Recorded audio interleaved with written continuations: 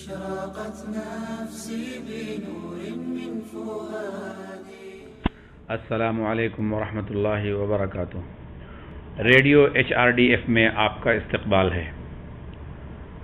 12 مئی 1857 کو جدوجہد کی قیادت کرنے والے بہادر شاہ ظفر نے اعلان کیا، میں ہندوؤں اور مسلمانوں کی توجہ کے لیے اعلان کرتا ہوں، میں لوگوں کی ذمہ داری سمجھتا ہوں اور میں ان کے ساتھ کھڑا ہوں.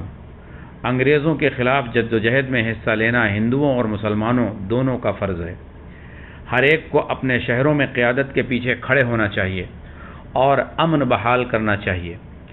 اس حکم کی کاپیاں تمام بڑے مقامات پر عوام کو آگاہ کرنے کے لیے پوسٹ کی جائیں.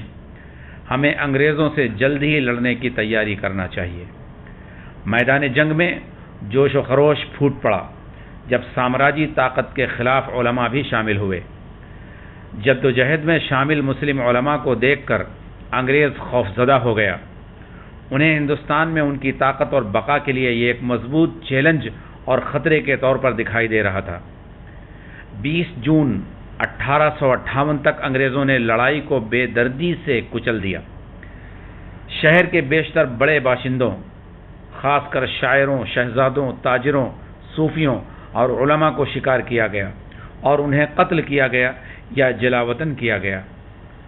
14 ستمبر 1857 کو برطانوی فوج نے دہلی پر قبضہ کر لیا. کچھ دھوکے باز اور غداروں نے پہلی جنگ آزادی سے غداری کی. جواہر لال نہرو 10 مئی 1957 دہلی کے رام لیلا میدان میں پہلی جنگ آزادی کی 100 سالہ ریلی کے موقع پر خطاب کیا. پھر اس وقت کے گورنر جنرل لارڈ کیننگ کے الفاظ اس کو ثابت کرتے ہیں. انہوں نے کہا، ہندوستانی غداروں نے لڑائی میں دھوکہ دیا. اگر وہ بھی اپنی لڑائی میں ایماندار ہوتے تو مجھے ہندوستان سے بھاگنا پڑتا.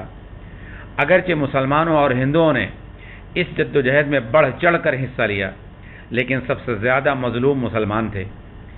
1 لاکھ لوگوں کو انگریزوں نے سزائے موت دی.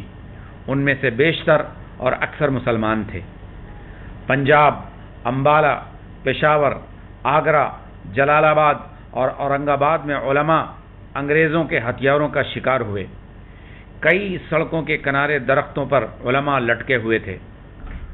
مغلیہ حکومت کا خاتمہ 21 ستمبر 1857 کو بہادر شاہ ظفر نے میجر ہیڈسن کے سامنے ہتھیار ڈال دیے. میجر ہیڈسن بہادر شاہ ظفر کے 2 بیٹوں اور پوتے کو انڈیا گیٹ کے سامنے گولی مار کر ہلاک کر دیا.